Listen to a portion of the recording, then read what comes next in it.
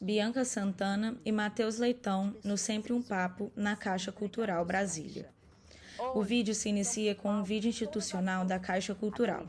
Há pequenos vídeos diferentes que acompanham a narração, sendo eles imagens de diferentes funcionários e funcionárias da Caixa, imagens de galerias de arte, museus, exposições e outros projetos culturais incentivados pela Caixa. No canto inferior direito do vídeo está a intérprete de Libras, uma mulher de camisa preta que traduz tudo o que é falado. Em seguida, se inicia o vídeo institucional do governo brasileiro. Há pequenos vídeos diferentes que acompanham a narração, sendo eles pessoas jogando futebol, mulheres de diferentes etnias juntas, um sorveteiro oferecendo um sorvete, imagens de diferentes festivais culturais brasileiros e suas roupas típicas, imagens do dia a dia de diferentes pessoas e famílias em ambientes diversos, pessoas exercendo profissões diferentes, como operários trabalhando em fábricas e um padeiro amassando pão. No geral, vídeos que ilustram todas as realidades que vivem os brasileiros. No canto inferior direito do vídeo está a intérprete de Libras, uma mulher de camisa preta que traduz tudo o que é falado. É, família, essa é a nossa força, o nosso jeito de acolher. Com muito trabalho, estamos dando a volta por cima para avançar ainda mais. Porque o Brasil é seu, é meu, é nosso. O Brasil é dos brasileiros. Governo Federal. A roda de conversa acontece em um auditório que possui um palco grande. Em cima do palco foram dispostas de maneira centralizada 2 poltronas intercaladas por uma mesinha que carrega uma jarra de água e copos. De frente à mesinha, próxima à beira do palco, há outra mesinha que carrega os livros escritos pelos palestrantes. Eles foram dispostos na vertical, de maneira que a plateia possa ver suas capas. O fundo é composto por grandes banners em tons de branco, preto, azul, laranja, rosa e roxo. Centralizado na parte superior, lê-se: Ministério da Cultura e Caixa Cultural apresentam. Logo abaixo, lê-se: Sempre um Papo, ano 39. À esquerda, lê-se: Literatura em todos os sentidos. E à direita estão as logomarcas das marcas patrocinadoras do evento. Da esquerda para a direita, a primeira pessoa sentada é Bianca Santana, uma mulher negra de cabelos escuros, muito cacheados e cheios no estilo Black Power. Ela traja blusa preta e calça larga preta. Por cima, usa um casaco cinza e leva no pescoço um pano de tom caqui. Principalmente, a gente colocar a nossa subjetividade naquilo que a gente escreve, mas também nas nossas conversas e nos nossos encontros. Eu já peço licença para dizer para vocês que eu e o Matheus somos um casal, então não há neutralidade nessa conversa. Gente, era para ser segredo. E nessa conversa sem neutralidade, né, há uma grande conexão com aquilo que algumas pessoas têm chamado de escrita de si. O Foucault publicou um ensaio, mais ou menos na década de 1980, em que ele estava estudando, como todo mundo sabe, o Foucault estudava poder, conhecimento e como é que a gente resiste a um poder que tantas vezes nos coloca num lugar difícil e terrível, né? Quando a gente fala da biopolítica, do biopoder, da política de morte. Quando a gente pensa na população negra brasileira, na população indígena, a política do Estado é uma política de morte. E aí eu estudei, na minha tese de doutorado, a escrita de si de mulheres negras, muito baseada na obra da Sueli Carneiro, que vai entender as relações raciais do Brasil a partir da ideia de dispositivo do Foucault. Então, ela fala de dispositivo de racialidade. E, conforme ela vai mostrando para a gente a forma como o racismo opera no Brasil, ela fala também das resistências a esse racismo. E o Foucault, quando estava estudando resistência, ele foi lá nos gregos e estudou aquilo que ele chamou de técnicas de si, que, nesse contexto tão difícil, você tinha uma possibilidade de escapar desse poder totalizante pelas fissuras, pelas brechas, pelas técnicas de si. Então, escrever sobre si, escrever as próprias experiências, é um modo, para Foucault, de resistir àquilo que nos mata. E isso, que tantas vezes parece uma coisa ensimesmada, egóica, é, nessa leitura, a partir da Sueli Carneiro e do Foucault, uma possibilidade coletiva importante.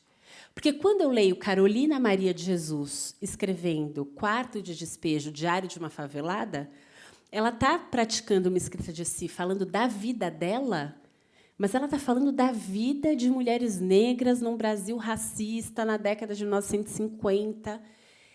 Quando eu leio Carolina Maria de Jesus, muito tempo depois, eu leio uma mulher negra de um jeito que eu nunca tinha lido. Ela fala sobre mim, ela fala sobre a minha mãe, ela fala sobre a minha avó, ela fala sobre nós. Mas eu nem sei se eu respondi a sua pergunta, Matheus, porque eu fiquei falando sobre a escrita de si e a construção da subjetividade.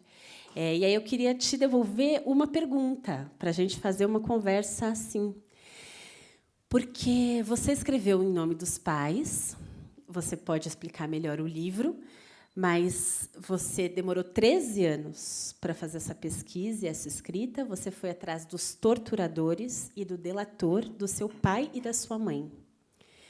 E você é um jornalista investigativo que já recebeu muitos prêmios, mas que, no jornalismo, muitas vezes, as pessoas falam que você tem que ser isento, neutro, né? Teoricamente, você não poderia procurar a história da sua família. E eu sei que você, nos Estados Unidos, teve uma experiência com aquilo que eles chamam de self-journalism, né? Em inglês, escrita de si é self-writing. Então, eu queria te perguntar sobre a sua experiência com esse jornalismo de si, ou autojornalismo, como você chama. A segunda e última pessoa sentada é Matheus Leitão, um homem branco que possui cabelos castanhos que lhe estão presos em um coque no alto da cabeça. Possui barba de mesmo tom. Ele traja blusa preta e calça jeans. Por cima, usa uma jaqueta grande em tons de marrom e vinho. Usa óculos redondos de aro preto. Ao final da roda de conversa, a plateia é convidada a interagir com os palestrantes. Os que falam recebem um microfone e são filmados enquanto falam. Muito tortuoso. Por quê? Porque o Estado brasileiro, mesmo depois da redemocratização, nunca permitiu acesso às informações do regime militar, né? Eu tive uma dificuldade enorme para conseguir todas as informações, e o meu objetivo final, apesar de eu ter ido atrás do delator, eu fui atrás da pessoa que ficou também responsável pela minha mãe no quartel onde ela foi presa, né? Por quê? Porque ela era menor de idade, né? Menor de 21 anos naquele momento, precisava ter um responsável, que era um tenente, né? Eu fui atrás dessas pessoas, e eu fui atrás das informações dos documentos, um momento, passando por uma enorme dificuldade, mas meu objetivo era, na verdade, revelar quem foram os torturadores dos meus pais. Esse era o grande objetivo meu. Por quê? Porque o Estado brasileiro, né, nunca respondeu essa questão, e nós sabemos, né, que, né, apesar da minha família ter sofrido tanta violência, né, e eles foram barbaramente torturados num quartel do Exército por agentes públicos, né,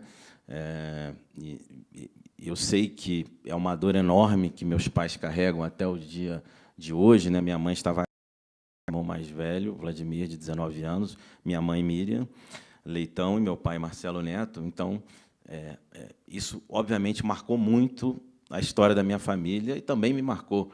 Mas existem, né, brasileiros, muitos brasileiros desaparecidos, né? E muitas pessoas que foram mortas durante esse mesmo processo de tortura que meus pais sofreram. Então, eu sempre digo, né, que, por mais que meus pais tenham sido profundamente marcados, a minha família, meu irmão e eu, né, nós conseguimos reconstruir a história da nossa família de alguma forma, né?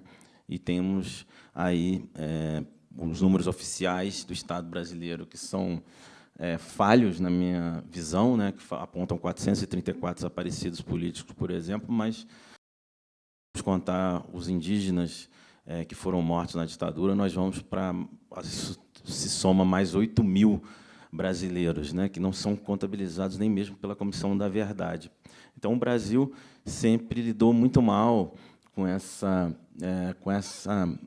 reconstrução, com a redemocratização, e os presidentes civis que vieram após a redemocratização fizeram movimentos, mas, na minha opinião, movimentos muito tímidos na busca da memória, da verdade e da justiça sobre o que aconteceu no regime militar. E, para responder a sua pergunta, Foucault, naquele momento, quando você diz da subjetividade, para mim era muito importante descobrir quem foram os torturadores dos meus pais. Por quê? Porque isso era importante para que eu pudesse seguir em frente. Na minha visão, na formação, né, da minha pessoa, eu tinha uma lacuna que, para mim, que me trazia muita dor também, que é essa falta da informação, que é essa falta, né, da justiça e da memória. O que isso traz para os familiares das vítimas do regime militar no Brasil. Então, eu precisava dessa informação para que eu pudesse seguir em frente. Então, casa perfeitamente com essa fala, né, do Foucault. E eu, após a feitura do Em Nome dos Pais, eu, né, pude, pelo menos, sabendo quem foram os torturadores dos meus pais, seguir em frente, né, na busca daquilo que eu achava que era importante para minha carreira e para minha pessoa mesmo, para o Matheus ser humano, né? Mas, passando a bola para você, de volta. Eu ia emendar uma coisa, mas Nossa. eu vou falar e eu te pergunto. Ou você quer perguntar? Tudo bem. Não, você manda. Porque o tema, né, da nossa conversa, quem pode contar a própria história, fiquei lembrando dessa pergunta enquanto você contava. Porque muitas pessoas podem até ter o desejo de reconstruir a própria história ou a história da própria família, mas não têm condições para isso, né? Quando a gente fala de pesquisa, de escrita, a gente fala de subjetividade, mas a gente também fala de condições materiais para isso.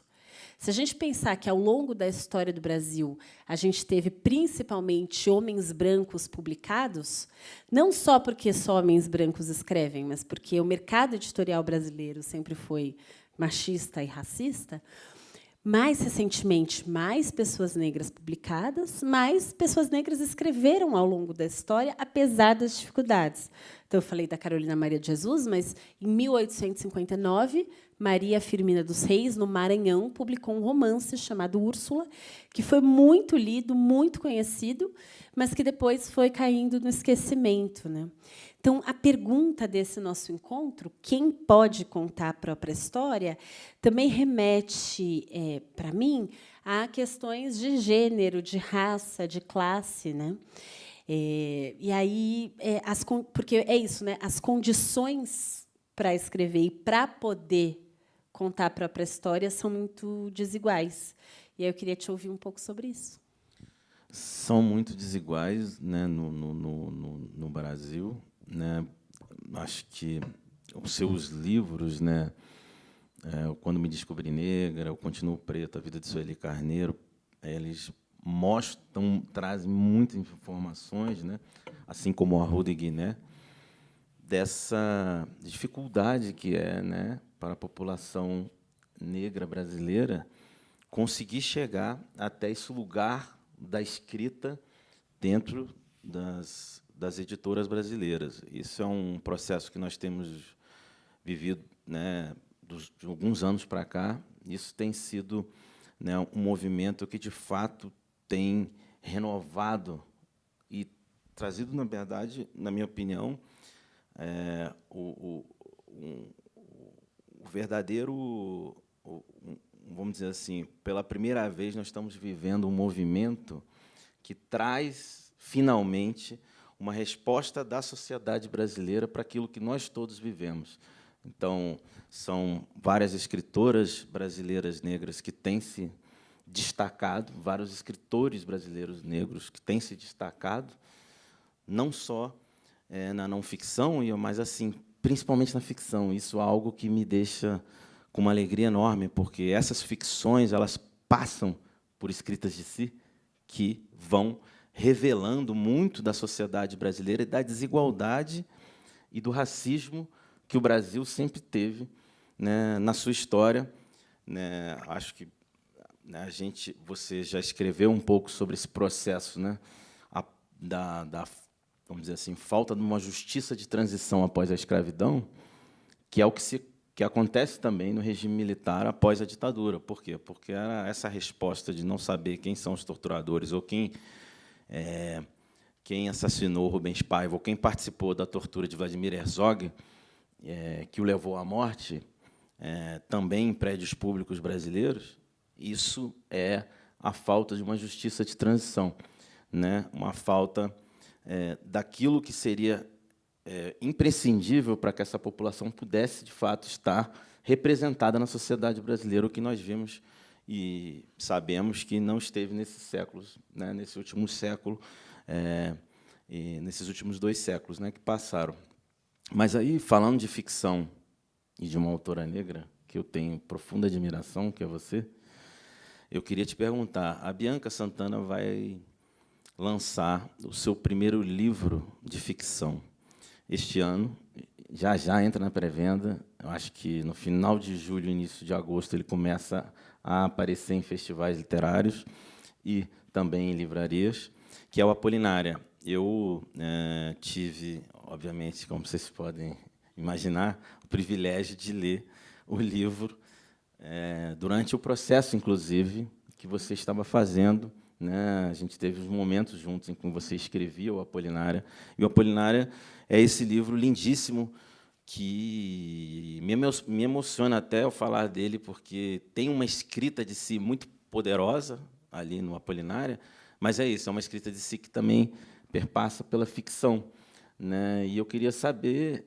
de você, porque eu não escrevi, nunca consegui escrever um livro de ficção na minha vida, né? E a Bianca está lançando o seu primeiro agora, né? Eu queria que você falasse como é essa experiência da escrita de si dentro de uma ficção, porque eu acho isso de um empoderamento e de uma força que pode levar outros escritores, né, a trazerem, revelarem histórias ficcionais do nosso país. Obrigada. Tem algumas autores que trabalham com essa ideia de escrita de si do Foucault. Uma delas é a Margarete Rago, uma historiadora, professora da Unicamp, e ela também vai trazer uma outra noção cara à filosofia, que algumas pessoas falam de parrésia, outras falam parresia, mas como a busca pela verdade. E a busca da verdade, ainda que isso signifique risco. O Foucault escreve sobre isso também. Porque buscar a verdade é algo difícil, complexo, que muitas vezes o jornalismo diz fazer, mas muitas vezes o jornalismo não faz isso. Mesmo que o jornalismo diga que está buscando a verdade, a gente conhece como é produzido o jornalismo no Brasil. E determinadas verdades, elas são tão difíceis de serem perseguidas, que tem uma autora norte-americana, a Saidiya Hartman, que fala em fabulação crítica. Então, a Saidiya diz que, quando a gente vai aos arquivos buscar as histórias da população negra no Brasil, a gente tem muita dificuldade para encontrar documentos. Ela está falando dos Estados Unidos, mas dá para fazer um paralelo com o Brasil. A gente tem muita dificuldade de encontrar os documentos. Mas, mesmo quando a gente encontra os documentos, são documentos feitos por aqueles que escravizaram, por aqueles que traficaram, por aqueles que criaram a injustiça. Então, a gente sempre vai ter um viés muito demarcado. Então, você tem que fazer um trabalho de olhar para os arquivos, que é um trabalho de buscar a verdade muito escondida num documento que pretenderia revelar a verdade. E o que a Saidiya Hartman faz? Ela fala que, muitas vezes, a gente vai encontrando documentos separados, a gente vai montar um quebra-cabeça, mas ele fica cheio de lacunas, porque tem muita coisa que não tem registro. Mas ela diz que as pesquisas, elas permitem que a gente fabule, que a gente entenda mais ou menos como poderia ter sido a partir de mais pesquisa, e aí ela faz essa ideia de fabulação crítica, que não é o que eu fiz em Apolinária, porque em Apolinária eu fiz realmente uma escolha pela ficção. Num primeiro momento, foi um livro que eu demorei 10 anos para não foi para escrever, né, mas é isso, entre pesquisa, escrita, né, lá se vão 11 anos da primeira vez que eu abri um arquivo para começar esse livro. E eu tive momentos muito diferentes. Num primeiro momento, eu queria narrar experimentando a voz da Apolinária, minha avó. E depois eu entendi que experimentar a voz dela já não podia ser não ficção, porque eu estaria inventando a voz dela. Então, a escolha pela primeira pessoa já demarca uma não ficção, mesmo que eu tivesse memória de coisas que ela disse. Depois, eu resolvi buscar documentos. Quando eu fiz a biografia da Sueli Carneiro, e depois eu queria falar um pouco sobre isso, mas eu fui atrás da história da família Carneiro, desse sobrenome que a Sueli carrega. E eu fiquei empolgadíssima buscando documentos, e eu encontrei mais coisas do que eu imaginava que ia encontrar.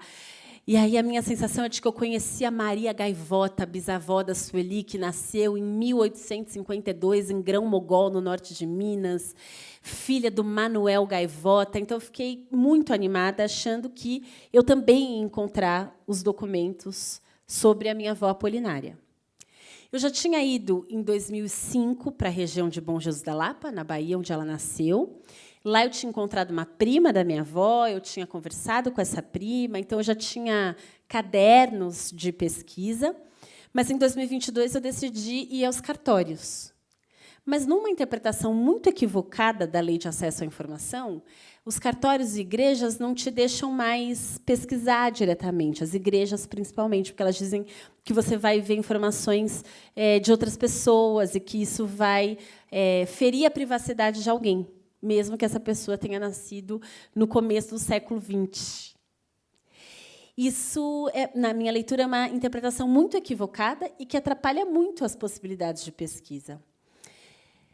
Quando eu não encontrei os documentos, eu tinha algumas escolhas a fazer, mas eu escolhi inventar. Eu escolhi pegar todas as brechas nessa história da minha avó, aquilo que eu não conseguia entender, aquilo que eu não ouvi dela, que a minha mãe não lembrava, que a prima dela não me contou e que não estava nos documentos, e inventei. Como eu sou jornalista, não dá para dizer também... Acho que ninguém inventa do nada, né? Mas, assim, falando de mim, eu não inventei com base no nada. Então, eu li muito sobre as migrações na primeira metade do século XX, do Nordeste para o Sudeste. Eu li muito sobre as relações sociais no Brasil.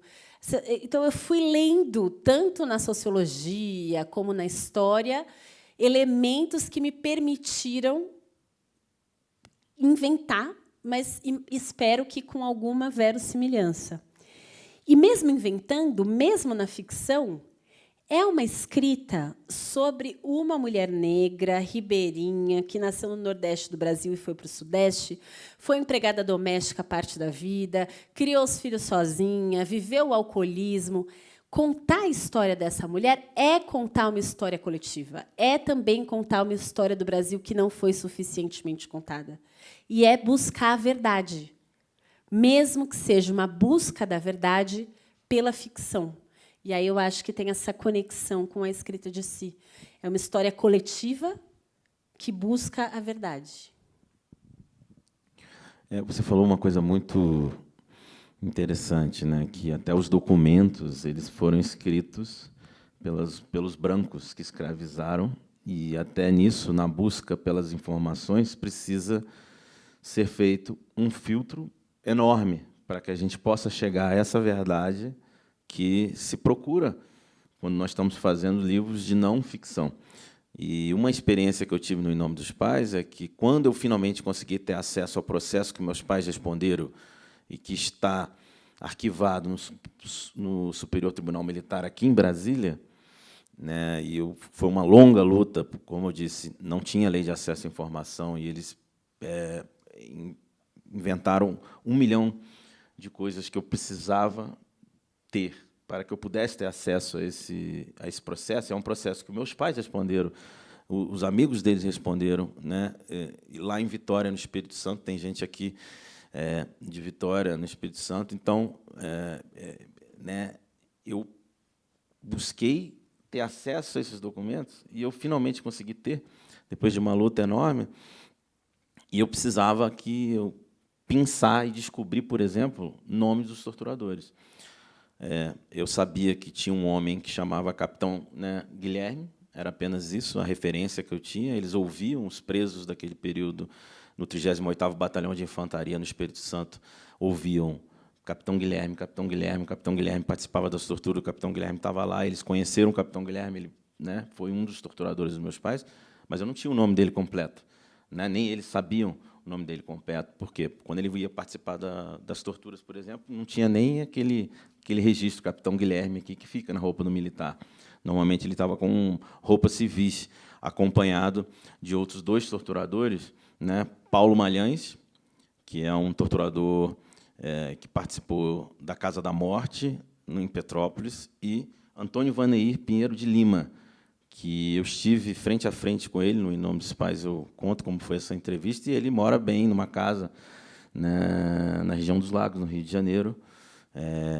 Está tendo um final de vida em paz lá, sem responder por nenhum dos crimes cometidos, que são crimes imprescritíveis, é preciso registrar.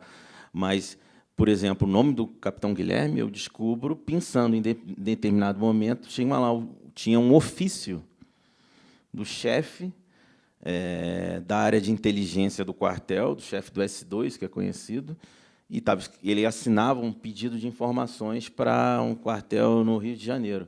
E estava lá, Pedro Guilherme Ramos. Foi quando eu consegui chegar ao nome do Capitão Guilherme, e esse Pedro Guilherme Ramos eu fui depois, né, consegui a foto deles, apresentei para todos aqueles presos, não eram só meus pais, eram 30 pessoas, e eu acho que a gente tinha que... Acho que gostaria que depois que você falasse também um pouco da importância da escrita de si no coletivo, né? Sei que você já falou um pouquinho aqui quando você estava falando de Apolinária, mas acho que você pode aprofundar. Mas eu acho que isso se conecta, né, com o Em Nome dos Pais, né, de uma forma muito clara, porque quem estavam fazendo esses documentos eram os militares, né, e eu precisava, na verdade, ir filtrando aquelas informações que tinham muitas mentiras contadas pela ditadura, estão registradas nesses documentos oficiais, né, do regime. E daí eu retorno para você com uma pergunta para mim, que eu acho que a pergunta que eu gostaria de fazer para você, que eu tenho curiosidade, que é o que a investigação para escrever o Quando Me Descobri Negra, de que forma a investigação do Quando Me Descobri Negra te ajudou na hora que você foi escrever o Continuo Preta, A Vida de Sueli Carneiro, né? Eu gostaria que você falasse para a gente, porque eu sei que, nas duas, você teve um processo de investigação e são livros anteriores a essa primeira ficção apolinária que você vai publicar. Tá bom. Tem uma sagacidade na sua leitura dos documentos, porque, imagina, o regime militar não ia escrever num documento... esse depoimento foi conseguido à base de tortura e o torturador é fulano, né? Então, tem uma inteligência para encontrar informação nos documentos que eu acho importante e muito admirável, e que eu precisei experimentar para achar dados sobre a família Carneiro na construção da biografia da Sueli. O Quando Eu Me Descobri Negra, que é o meu primeiro livro, a primeira edição dele é de 2015, ele é um livro que tem uma série de relatos curtinhos, então vocês podem ver, ele é um livro pequeno, de poucas páginas, e tem essa escolha por histórias curtas, divididas em 3 partes, né? O livro, a primeira parte é o que eu vivi, a segunda parte é o que eu ouvi, e aí sim eu entrevisto uma série de pessoas. E a terceira parte eu chamo de O que eu pari, que já é uma tentativa de ficção, mas ainda assim muito baseada ainda no que eu vivi e no que eu tinha ouvido. E essa pesquisa do Quando Eu Me Descobri Negra, ela foi me revelando como as histórias que eu percebia como muito individuais, elas eram de fato coletivas. Então, eu tive uma experiência, nessa época eu fazia parte de um coletivo feminista em São Paulo chamado Casa de Lua, e a gente organizava um círculo de mulheres negras. E aí, quando eu li um trecho do Quando Eu Me Descobri Negra,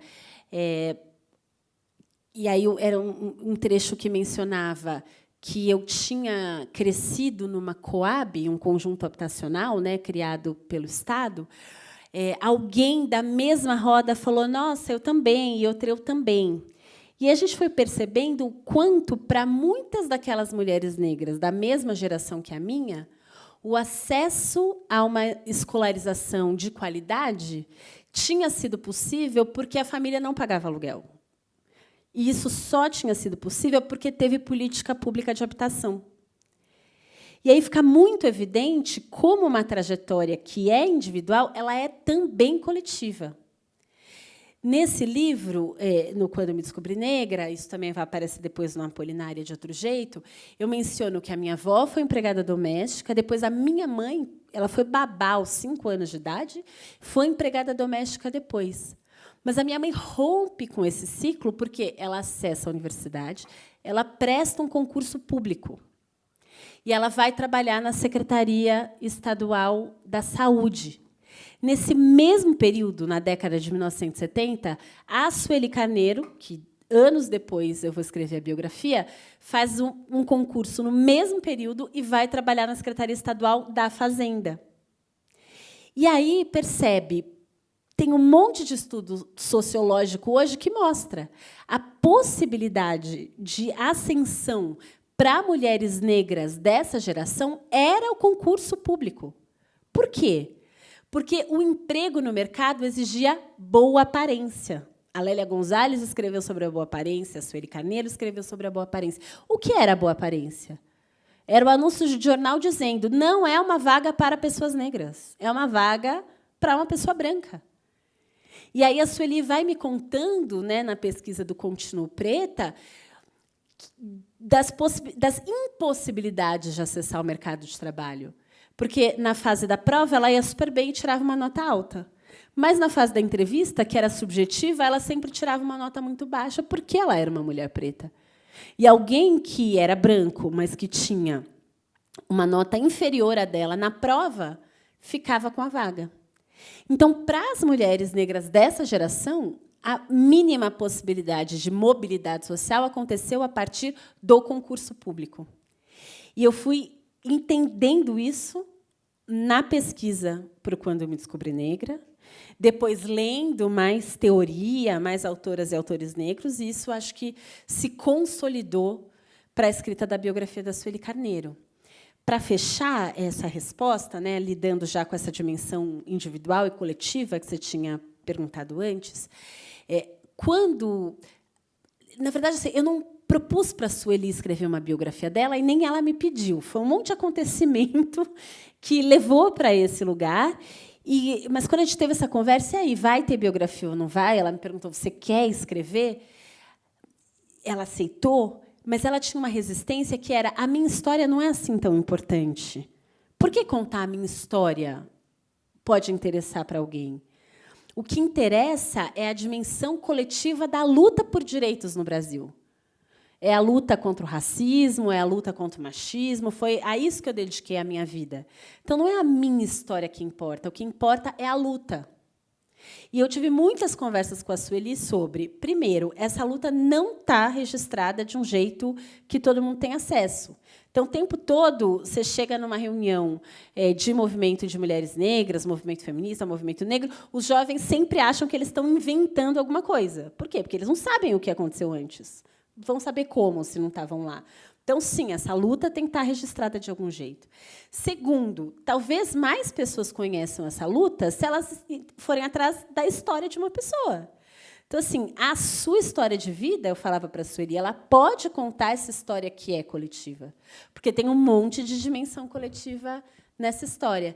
Então, a biografia da Sueli Carneiro só interessava para ela, assim como só interessa para mim, se a gente conecta essa dimensão individual a uma dimensão coletiva. Isso. E, para o Em Nome dos Pais, como você me fez essa pergunta, no momento em que você estava falando sobre as pessoas presas também com seus pais, eu imagino que, além de descobrir os torturadores e o delator dos dois, você também soube de um grupo maior do Espírito Santo e que aponta caminhos para se mais pessoas quiserem fazer as mesmas buscas no Brasil.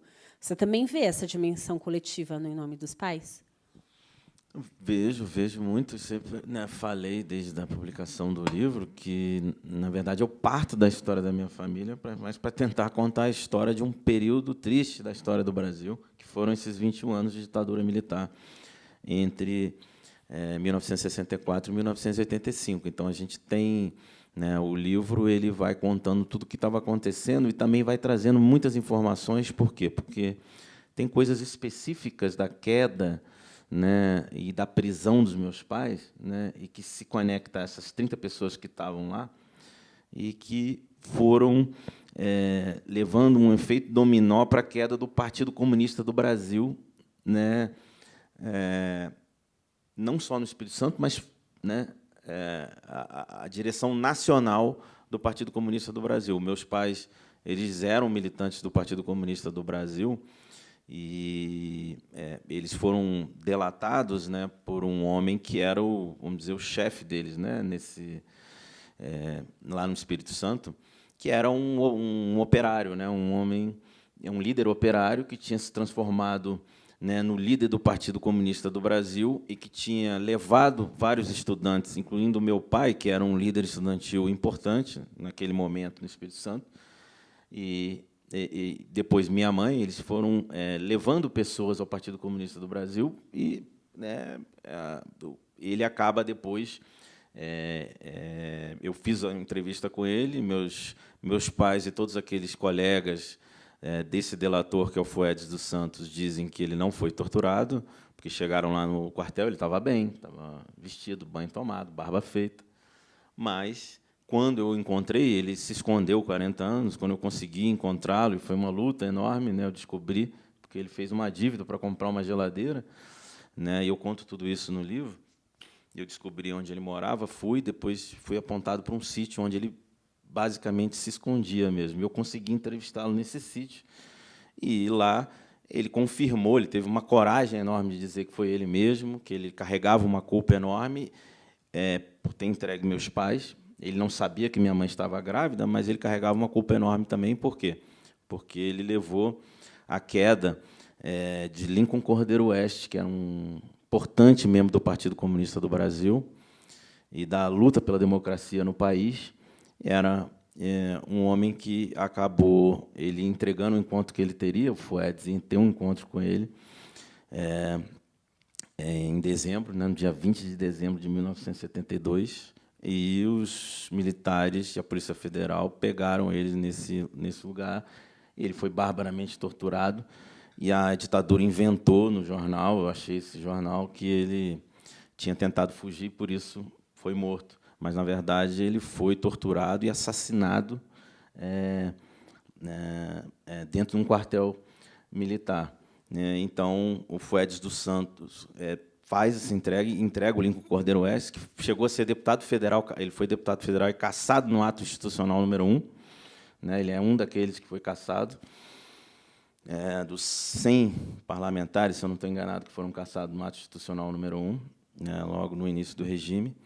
Né, e depois cai Carlos Daniele também, por conta da delação do Fuedes. Então, eu parto dessa história dos meus pais, mas, na verdade, eu vou contando essa parte da história do Brasil. O Carlos Daniele e o Lincoln Cordeiro Oeste, nesse momento, eles eram a ponte entre a guerrilha urbana contra a ditadura e a guerrilha rural, né, que se materializou na guerrilha do Araguaia. E, por isso, a guerrilha do Araguaia acaba isolada, por conta da queda de Carlos Daniele e Lincoln Cordeiro Oeste. E aí começa o martírio da guerrilha do Araguaia, que leva à morte de mais de 60 brasileiros sob tortura e assassinados também em confrontos com os militares. Né? Então, é isso. Na verdade, o Em Nome dos Pais também tem, sim, esse interesse coletivo, e eu entrego com todas essas informações que vão sendo reveladas na minha investigação. Né? Mas eu não sei se eu posso, como mediador, acho que sim, né? mudar o rumo da prosa um pouquinho para falar um pouco sobre uma coisa que eu acho muito importante nos seus livros. Você também é uma autora de livros infantis.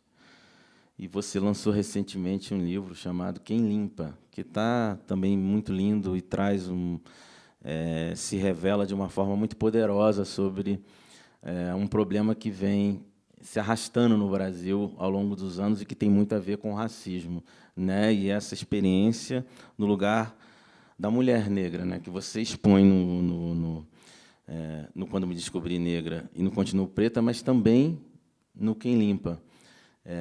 E eu queria que você falasse um pouco sobre como os livros infantis também se conectam com essa escrita de si.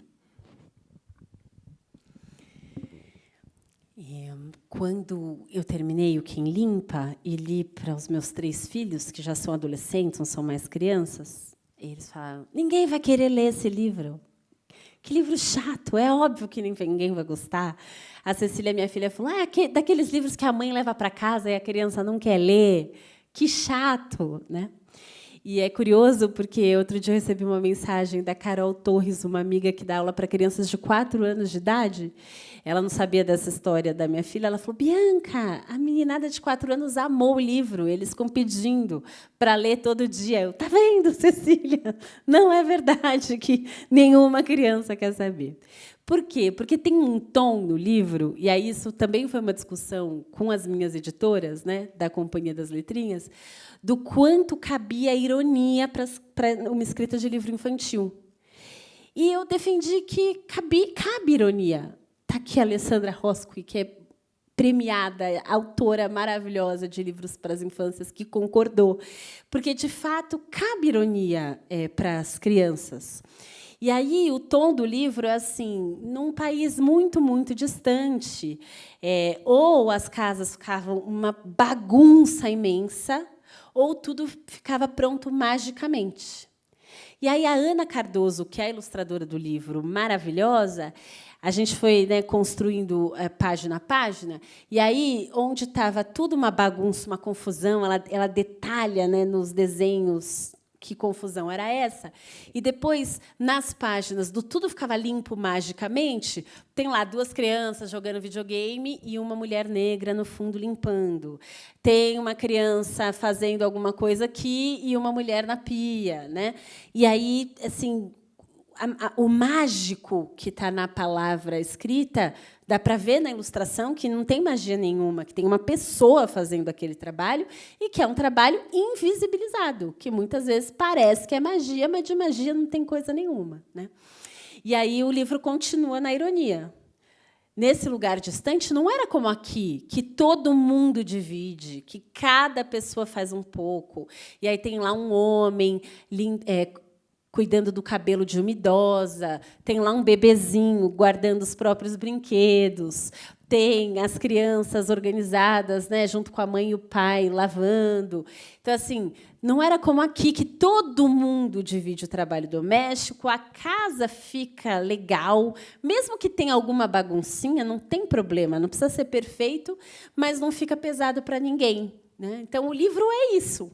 Tem ali uma ironia, tem uma brincadeira, né, entre a palavra e a imagem, mas que permite esse questionamento de quem é que faz esse trabalho para que a vida seja possível. E o curioso é que esse tema, né, do trabalho doméstico é um tema muito caro para o feminismo, para os estudos de gênero. Muitas vezes a gente chama, né, de trabalho de reprodução da vida, mas não tinha um livro infantil sobre isso. E eu não tinha me dado conta de que não tinha um livro infantil sobre isso. E aí eu recebi uma mensagem do Magno Farias ou Freitas, minha cabeça está um horror, mas o Magno, que é um mega especialista também em literatura infantil, conhece muito do que é publicado no Brasil, e o Magno Farias me falou: Bianca, como até hoje não tinha um livro infantil sobre esse tema? Isso mostra como o nosso buraco é muito mais embaixo, porque é tão invisível que não é tema. A gente tem livro infantil sobre tudo, várias versões, de vários jeitos, traduções e nacionais. Mas, para um tema do cotidiano, que estrutura de forma tão profunda as nossas desigualdades, a gente nem fala sobre isso com as crianças. E aí, conectando, né, com o que você falou sobre o que está escrito no Arruda e Guiné e nesses livros que estão aqui, a Lélia Gonzalez tem um texto importante em que ela fala que, depois da abolição, você não tem política reparatória nenhuma para a população negra, então não tem acesso à terra, não tem escola, não tem trabalho, mas as mulheres negras têm uma fonte de renda possível, que é o emprego doméstico. Tem um período recente no Brasil, até a década de 1990, o que significa ontem, que mais de 90% das mulheres negras que tinham algum trabalho, esse trabalho era ser empregada doméstica. Então, por muitas décadas, era o único trabalho possível para mulheres negras no Brasil, sendo que os homens negros não tinham nem este trabalho possível. Quando a gente naturaliza que, no Brasil, vai ter uma mulher pobre dentro da casa de classe média, e quase sempre essa mulher pobre é uma mulher negra, fazendo esse trabalho doméstico, a gente também não discute profundamente relações de gênero. Então, o que aconteceu na Europa, no norte do mundo, de revolução sexual e de divisão do trabalho de reprodução da vida, então, calma aí, os homens também têm que fazer. Aqui no Brasil, não precisou fazer essa divisão, porque não precisa nem a mulher branca fazer, nem o homem branco fazer. É só trazer uma mulher negra pagando mal o que ela faz. Então, é muito estruturante do quanto o Brasil é desigual. Sim, e os dados, né, mostram, né, que a maior parcela da população brasileira é formada por mulheres negras, né, e elas são a que recebem um salário mais baixo até o dia de hoje, né, e isso mostra justamente essa frase que você falou, que o buraco é muito mais profundo do que todos nós, que, inclusive, tratamos desses temas, né. Eu sou colunista, inclusive, eu estava desabafando esses dias com o meu padrasto, Sérgio Abrantes, tanto que o jornalismo diário, né, eu tenho uma coluna diária que eu tenho que publicar várias notas por dia e colunas de opinião, e o quanto que o jornalismo diário me afasta da literatura naquilo que eu tenho de desejo de escrever, né? Eu tenho outros projetos. Mas eu queria, Bianca, que você falasse um pouco, e eu acho que respondesse uma questão antes de eu abrir para o público, e você nem precisa devolver a pergunta para mim, que eu já vou dizer. Mas eu estou aqui para isso. Aí, eu queria te perguntar, já deixando aqui o que eu penso, né, sobre essa pergunta, que é o que você recomenda para quem quer contar a própria história. Isso eu acho que é importante, por quê? Porque, quando eu fui escrever Em Nome dos Pais, e durou 13 anos, eu estava falando isso aqui no início, durou 13 anos porque o Estado me impediu, não foi porque eu quis, né? Eu tive uma dificuldade enorme, né? E, além disso, eu tive colegas jornalistas, não o Rodrigo Rangel, que está aqui, mas outros colegas jornalistas, que foram chefes, inclusive, de nós dois, nas redações, que falavam, olha, Matheus, você não pode escrever esse livro. Entendeu? Você está envolvido emocionalmente. O jornalista ele tem que ter uma isenção e um distanciamento da notícia, né? E eu fui para os Estados Unidos, tive acesso a esse conceito, que é um conceito que estava nascendo lá, quando se fala em self-journalism, né, essa tradução de autojornalismo. Lá tinha um conceito que nasce com uma mulher negra que foi estuprada e resolveu seguir com essa gravidez, né? E ela seguiu com a gravidez, teve o filho e depois contou a história de todos os sentimentos que ela teve na primeira pessoa, numa grande reportagem que teve um destaque enorme na imprensa americana. E eles chamaram de uma virada de conceito em relação ao jornalismo, porque ela era uma jornalista, uma mulher que estava contando a sua própria história na primeira pessoa e com totalmente envolvida naquilo que ela estava escrevendo. E eu tive essa experiência também no Em Nome dos Pais, porque é óbvio que né, a minha ligação e o amor que eu sinto pelos meus pais e pelo meu irmão mais velho, né, nesse processo todo, ele se revelava de várias formas, inclusive com muita dor. Eu diria que o que mais foi importante para a escrita de Si, no Em Nome dos Pais, para mim, foi a perseverança. Por quê? Porque o Estado ficava sempre me dificultando a ter acesso às informações. Mas eu queria que você falasse o que você recomenda, né, sobre para a escrita de Si, para as pessoas falarem da escrita de Si e exporem a importância em relação à coletividade. Escrita de Si não é postagem de rede social que as pessoas se autoelogiam, né? Escrita de Si não é autopromoção, não é falar das coisas maravilhosas que você é capaz de realizar, mas é buscar a verdade sobre si, numa investigação profunda, dolorosa e permeada de contradições. E isso me parece, muitas vezes, uma busca da verdade mais profunda do que faz o próprio jornalismo, né? Porque, nesse mito da isenção, da distância, da imparcialidade, a gente vê absurdos sendo feitos. Quando se, de fato, numa escrita de Si implicada com essa busca de verdade, tem muito mais possibilidade de acessar o complexo e o contraditório, e você é muito transparente com quem lê. Então, quem pega o Em Nome dos Pais para ler sabe que o Matheus Leitão é filho da Miriam Leitão e do Marcelo Neto. Sabe que ele tem um envolvimento emocional tremendo com os dois e com o Vladimir, que estava na barriga da mãe. Você não está escondendo isso das pessoas, você está explicitando que esse é o seu ponto de partida. Isso não diminui nem a investigação, nem aquilo que você escreve. Pelo contrário, na minha visão, isso engrandece o seu texto. E, para quem quer pesquisar a própria história, pesquisar a história da própria família, escrever a própria história, eu recomendo essa busca da verdade. Mesmo que verdade seja algo tão subjetivo e inalcançável. Então, a gente não vai chegar a uma verdade, mas a gente buscar essa verdade, lidando, mesmo com aquilo que não dá orgulho, é algo muito importante que a gente pode entregar, né, para a gente, mas que a gente pode também entregar para a coletividade. É muito comum, quando as pessoas têm desejo de escrever sobre a própria experiência ou sobre a própria família, que as pessoas se perguntem, mas, puxa, será mesmo que vale a pena? Eu não tenho uma história grandiosa. Minha história não é tão importante, a história da minha família não é tão importante assim.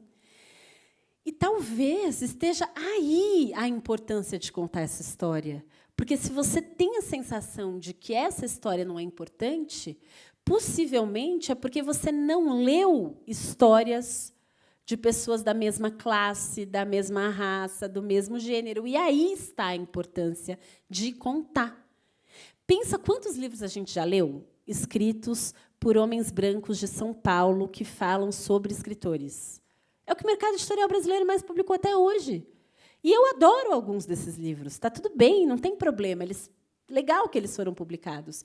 Mas a gente pode ter muito mais escritos publicados.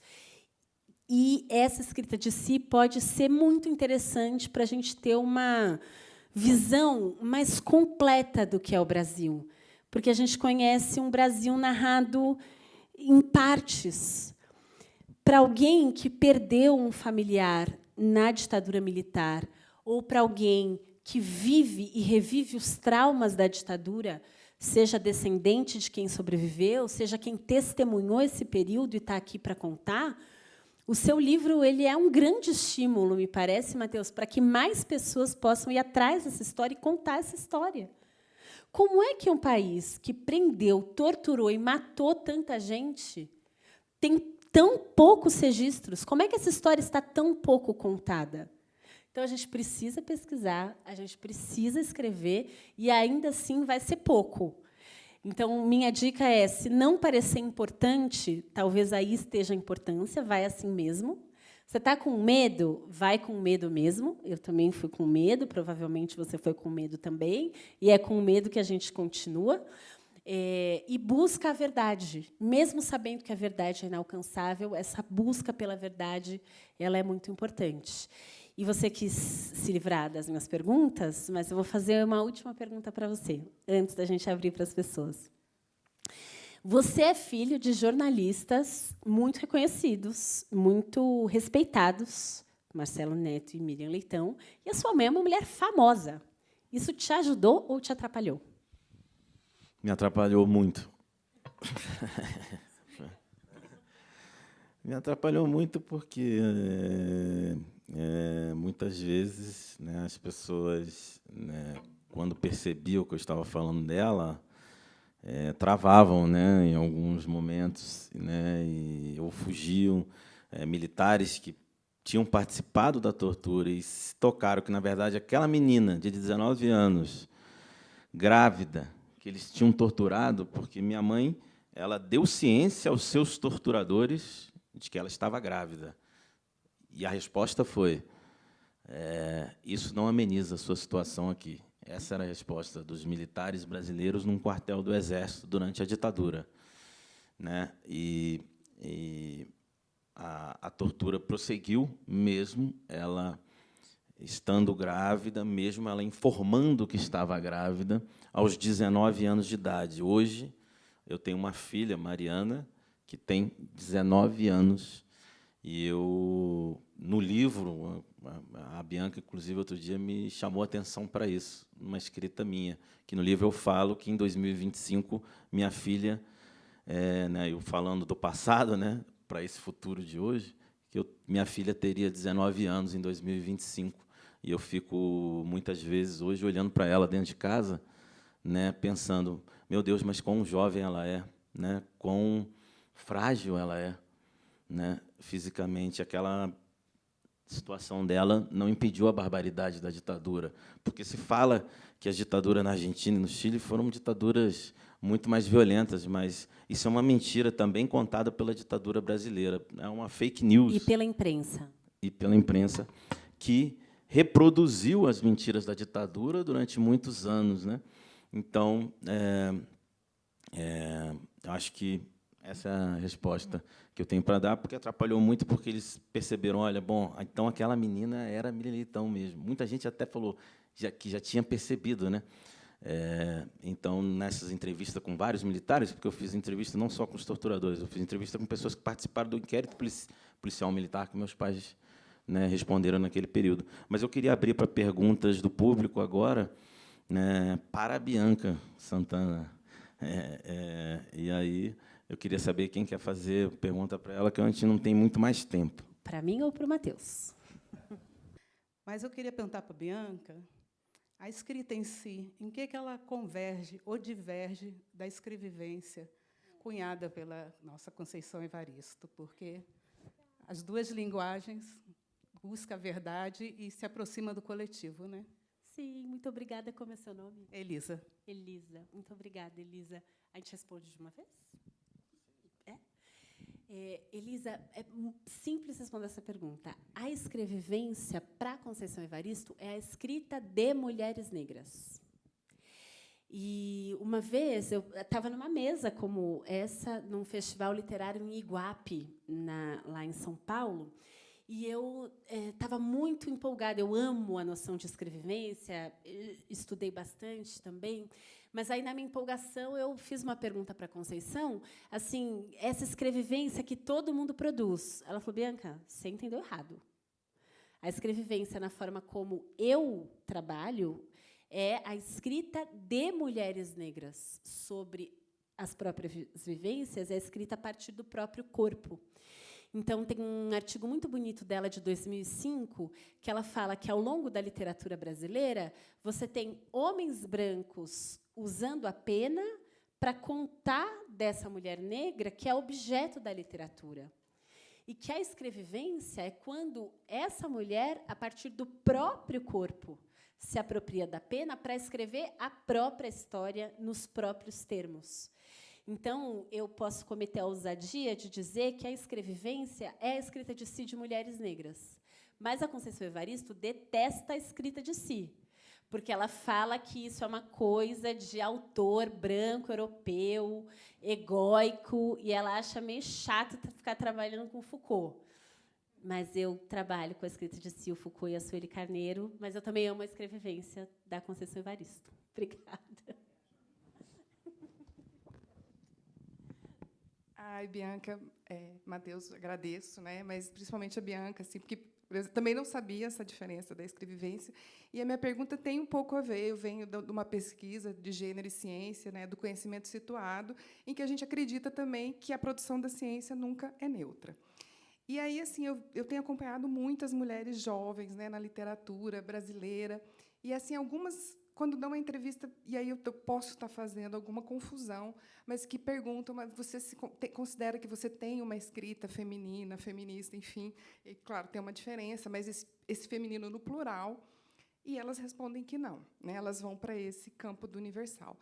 Você acredita numa literatura que não tenha uma marca, um autor que, quando escreve, é esse autor universal, ou o autor sempre carrega o seu lugar de fala? Essa é uma pergunta.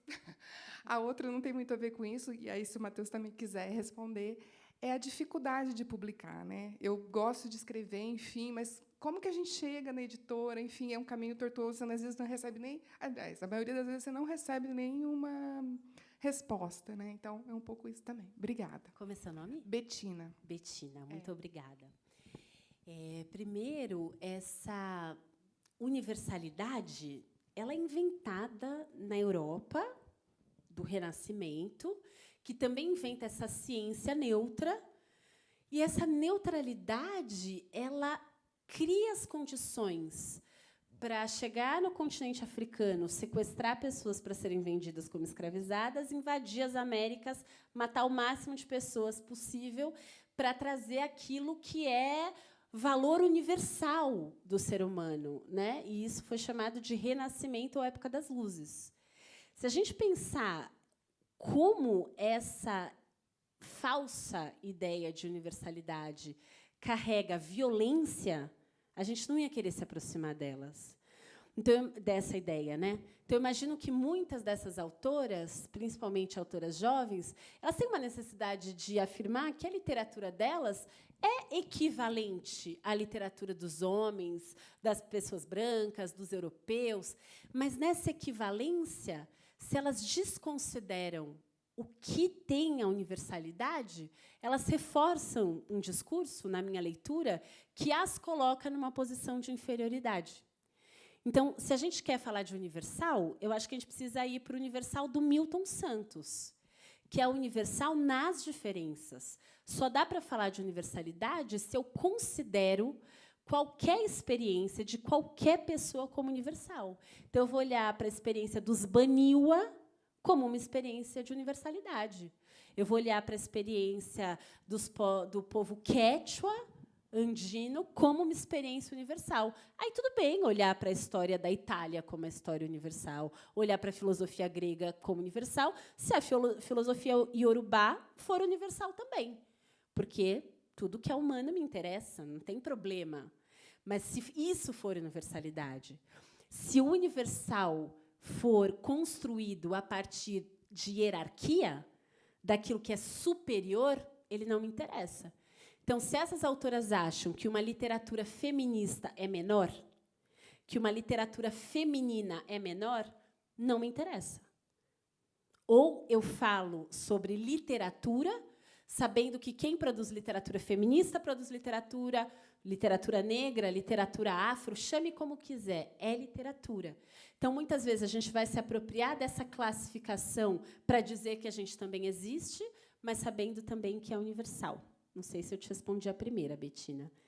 A segunda, sobre publicação, vou passar também para o Matheus, mas, de fato, o mercado editorial brasileiro, por mais que hoje ele seja mais aberto, mais plural, mais diverso, ele ainda é um mercado editorial fechado, porque as editoras pequenas elas têm pouco capital de giro, elas têm pouca condição de imprimir, principalmente, porque o papel é caro, muito caro, distribuição é muito cara, e as editoras pequenas elas têm pouca condição de publicar mais pessoas.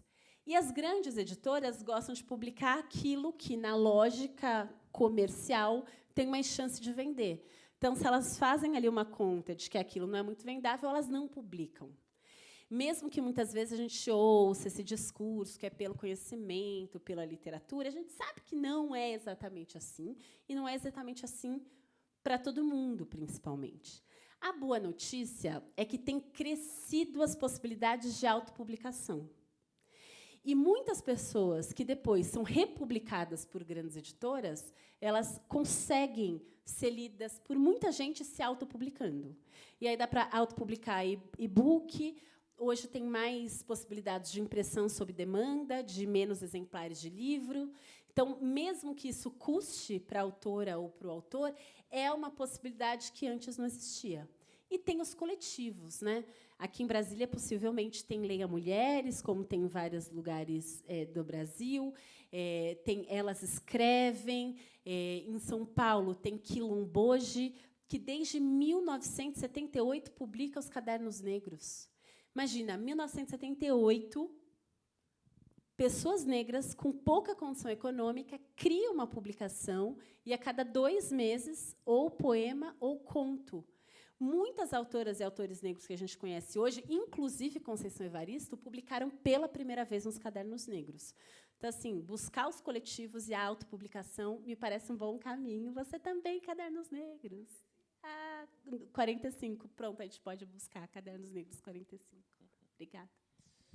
Essa relação com as editoras em alguns momentos fica difícil, né? Eu tive boas experiências e experiências ruins, né? Então, acho que eu vou contar rapidamente como foi o Em Nome dos Pais. O que eu fiz? Eu publiquei uma reportagem num site de jornalismo independente que contava um trechinho dessa história do livro. Quando saiu, eu não imaginava a repercussão que teria, mesmo envolvendo pessoas como a minha mãe, que tinha uma projeção nacional e tem uma projeção nacional, né? Mas teve uma repercussão enorme.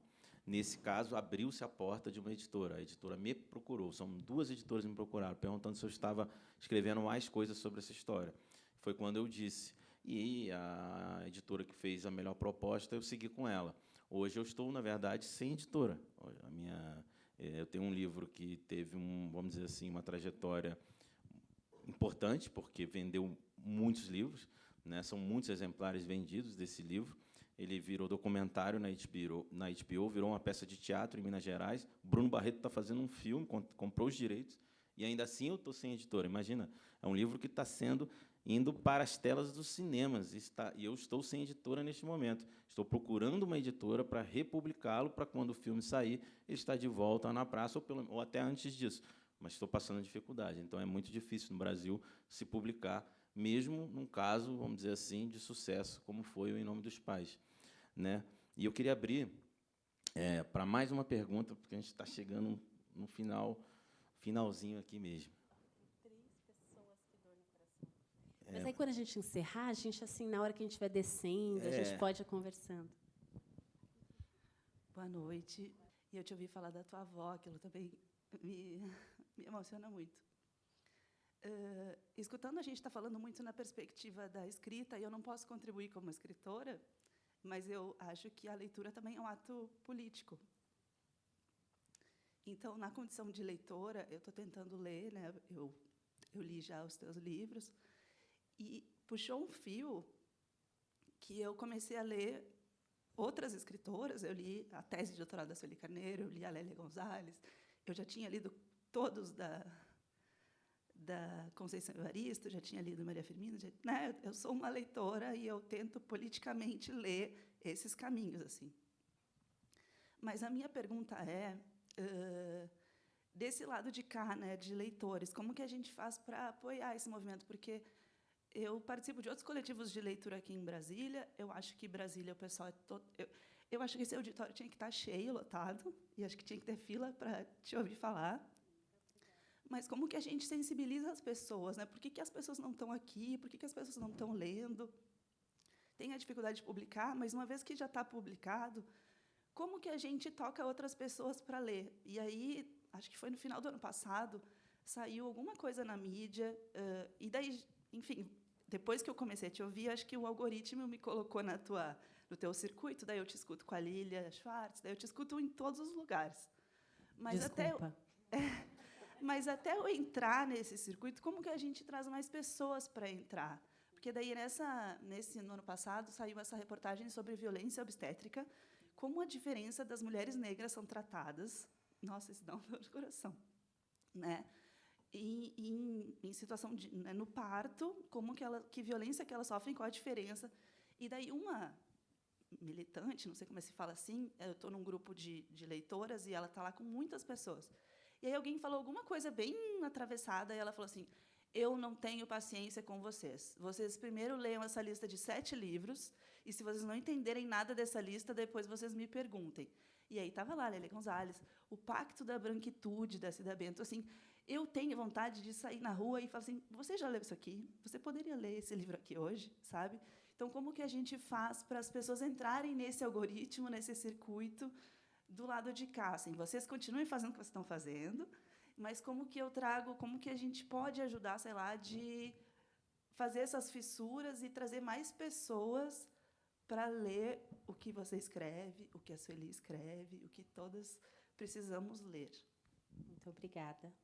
Eu sou uma pessoa do copo meio cheio. Então, eu estou super feliz que vocês estejam aqui e a gente está tendo essa conversa. E eu estou super feliz que mais autoras e autores negros estejam sendo publicados, porque já foi muito pior na história do Brasil. Como eu tento fazer, eu, leitora, eu tenho agora um clube do livro, eu sou professora e no meu programa, nas minhas referências, tem os livros que eu acho importante que as pessoas leiam. Sempre que eu posso, eu faço recomendações para as pessoas em quaisquer contextos. Eu dou de presente não só os livros que eu gosto, como produto de pequenas empreendedoras, em vez de ir no shopping comprar uma coisa feita sei lá por quem. Então, acho que tem uma coisa da nossa prática cotidiana, ter essa consciência de o que é que eu quero produzir no mundo, né? Então, onde eu vou colocar a minha energia? Onde eu vou colocar o meu dinheiro? Onde eu vou o que eu vou reverberar nas minhas ações? Isso eu acho que é uma coisa muito importante e que tem mais poder do que a gente imagina. Sabendo que é uma lógica muito perversa, essa lógica das redes sociais, por exemplo. E aí, quando você fala, né, depois que você se interessou por alguma coisa produzida por mim, o algoritmo falou: beleza, se eu entregar isso, ela vai gostar, então eu vou entregar. Mas quem não conhece, dificilmente vai conhecer, porque tem ali um jeito, como o algoritmo está programado, que é para entregar aquilo que você já sabe que você gosta, né, sem pouco risco. E isso é um grande problema. Porque, além de a gente acabar, né, ou dificultar uma diversidade de acesso à literatura, a gente também tem um problema com a nossa democracia, e todo mundo aqui sabe disso. Então, a gente vive um momento em que quem gosta de determinado candidato de determinado jeito só recebe informação daquele jeito. E tudo que a gente sabia sobre comunicação, que o Muniz Sodré chama de ciência do comum, de todo mundo ter acesso às mesmas informações para, a partir daí, decidir, isso não existe mais. Porque cada nicho, cada grupo tem acesso a um pedaço. Então, a gente precisa regulamentar as redes sociais, as plataformas digitais. E aí, literatura é também política. Então, para mais autoras e autores negros, mulheres, serem conhecidos, na lógica das redes, a gente não pode ter o Vale do Silício dizendo aquilo que vai circular para a população brasileira. Então, é isso. Eu gosto mais de literatura do que de política, mas a gente precisa regulamentar as plataformas digitais no Brasil. Gente, eu sinto muito ser essa pessoa chata. E eu sei que você provavelmente deve ter uma pergunta muito interessante. Mas a gente tem horário. Eu queria agradecer a intérprete de Libras que está aqui. Muito obrigado. Queria agradecer a Bianca Santana e dizer para você o quanto eu te amo e te admiro. Vou abrir um precedente aqui, eu acho que eu posso hoje, né, gente? E o Afonso aqui me perdoe, mas Você é uma pessoa que eu admiro cada vez mais e amo cada vez mais. Obrigado por essa sua fala tão poderosa aqui na noite de hoje. Agradeço a presença de todos vocês aqui e queria agradecer mais uma vez a Caixa, o Ministério da Cultura, que, através da Lei Rouanet, proporcionaram essa noite para a gente. Uma boa noite a todos.